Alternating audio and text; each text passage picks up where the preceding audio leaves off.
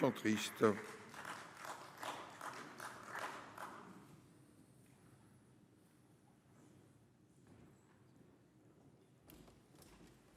Vous avez la parole.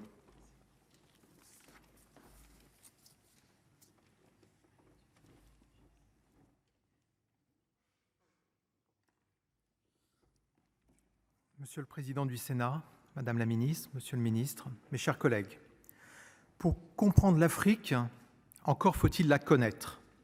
Je m'y suis rendu 57 fois depuis 2015 et elle m'étonne à chaque fois. Je vous livre 3 anecdotes. Tout d'abord, celle de cet entrepreneur français qui a subi un vol dans sa société. Il se rend à la police, on le renvoie vers la dame au balai qui lui communique un nom après avoir utilisé 2 balais croisés. Après vérification sur sa vidéosurveillance, il découvre qu'elle a raison. Que dire de ce compatriote qui croit son portefeuille volé à son domicile? Affolé, une personne à son service part précipitamment chez le marabout qui lui révèle que le portefeuille est à la vue de tous et que personne ne le voit. Elle rentre avec le message du marabout. Le portefeuille est retrouvé 1 heure plus tard, oublié près de la piscine. Ou encore ce consul général qui fait venir chaque année un coupeur de pluie pour s'assurer de célébrer le 14 juillet au sec. Après 2 heures de réception, le coupeur de pluie lui demande s'il peut partir. Dès son départ, la pluie se remet à tomber sur le consulat. Les esprits cartésiens seront dubitatifs.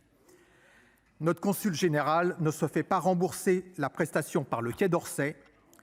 Olivier Leloustre, conseiller des Français de l'étranger établi depuis 20 ans en Afrique, m'a confié qu'il se refuse à expliquer l'Afrique à quelqu'un qui n'y a pas vécu déjà au moins 5 ans.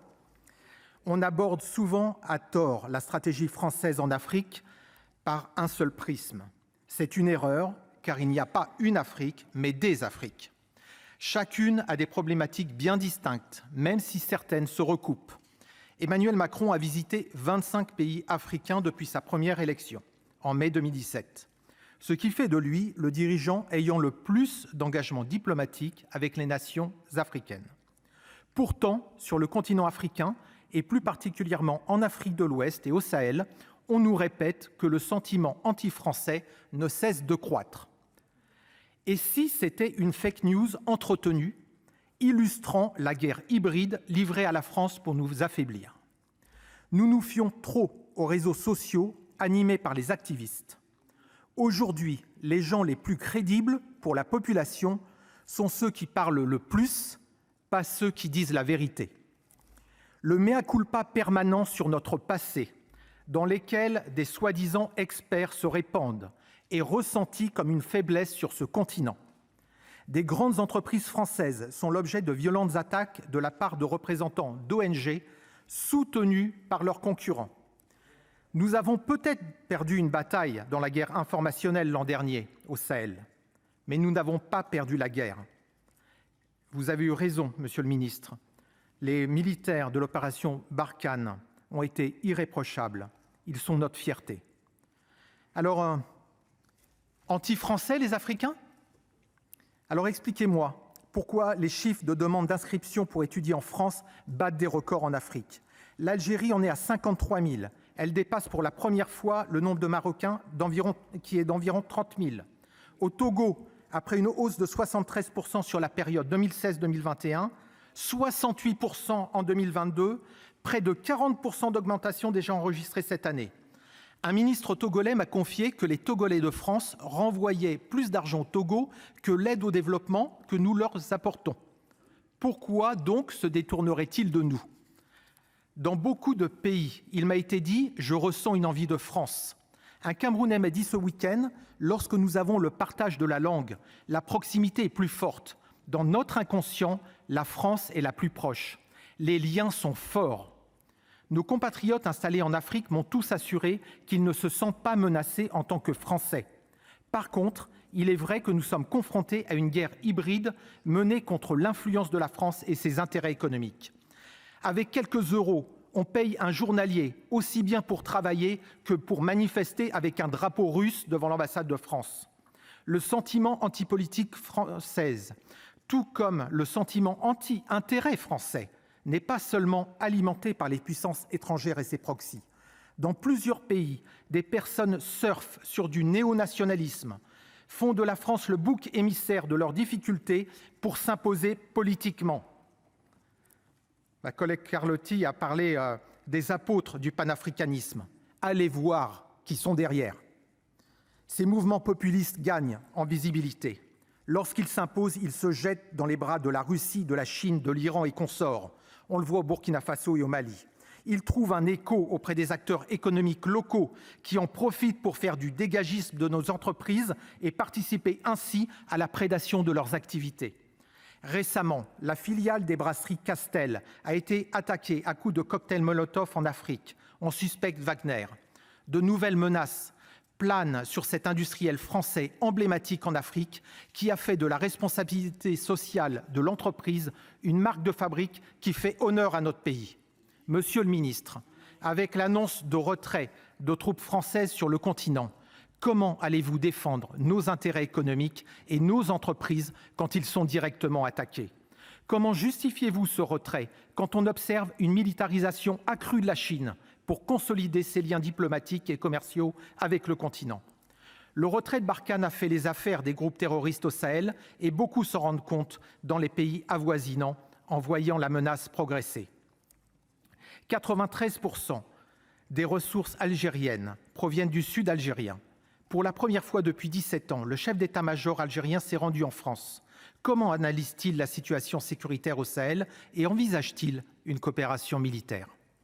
Le terrorisme islamiste en Afrique est le visage du crime international organisé, structuré à l'image des gangs criminels que j'ai observés en Amérique latine. Il se drape dans un militantisme religieux pour légitimer les recrutements. Pour lutter contre les gangs au Brésil, des milices ont été créées pour protéger des quartiers. Les habitants doivent alors se plier aux règles de la milice et échangent leur liberté pour obtenir de la sécurité. En Afrique, certains pays font appel à la milice Wagner, qui se paye sur les ressources du pays à l'image d'une milice mafieuse. Contrairement à ce que certains prétendent, la France n'abandonne pas l'Afrique. Il y a 6 mois, j'ai visité l'Académie internationale de lutte contre le terrorisme près d'Abidjan. Ce centre d'excellence est destiné à appuyer les pays d'Afrique dans la lutte contre le terrorisme. Le modèle de gouvernance de l'Académie franco-ivoirienne est un exemple pour la nouvelle posture de la France en Afrique. Je veux saluer la réunion le 11 mai du premier conseil d'administration international avec les Australiens, Canadiens, Pays-Bas, Américains. Ce modèle interministériel porté par l'Académie est un exemple nécessaire en Afrique. Il évite que l'antiterrorisme soit porté uniquement par l'armée avec les risques de dérapage sur les populations civiles. Notre modèle est innovant et mérite d'être mieux connu. Combien de pays africains se sont déclarés intéressés par cette initiative ? Madame la ministre, la gestion de l'attribution des visas pour la France est une cause de frustration observée dans de nombreux pays africains. Cela conduit à des décisions défavorables à la France. Par exemple, certaines entreprises ont préféré se fournir en matériel venant d'un autre pays que la France, de peur de se faire refuser des visas pour une entrée sur le territoire français et risquer de ne pas pouvoir former leur personnel de manière satisfaisante. Quelles décisions sont prises pour améliorer notre politique d'attribution de visas, perçue parfois comme vexatoire ? En matière d'aide à l'Afrique, il apparaît fondamental d'aider les pays de ce continent à s'organiser dans le domaine de la santé. Pour faire face à la pénurie de sang, il est acheté auprès de donneurs. Contaminé, hépatique, il est inutilisable à 60%. Concernant les médicaments, afin de lutter contre les produits contrefaits et aider les industriels à servir le continent, pourriez-vous porter l'idée de la création d'une agence africaine du médicament ?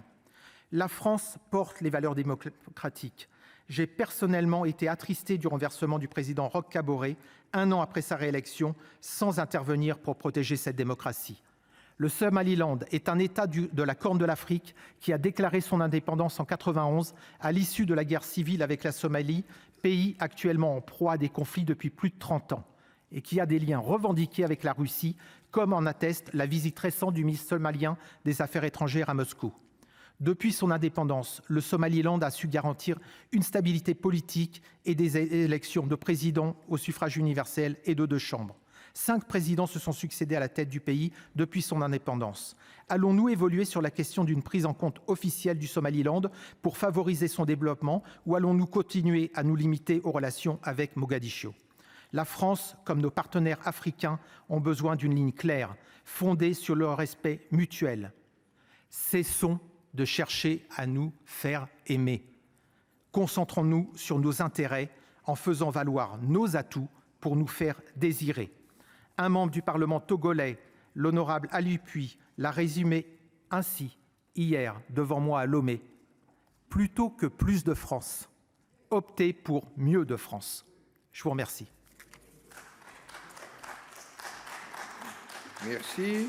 La parole est à notre collègue Nicole Duranton pour le groupe du Rassemblement des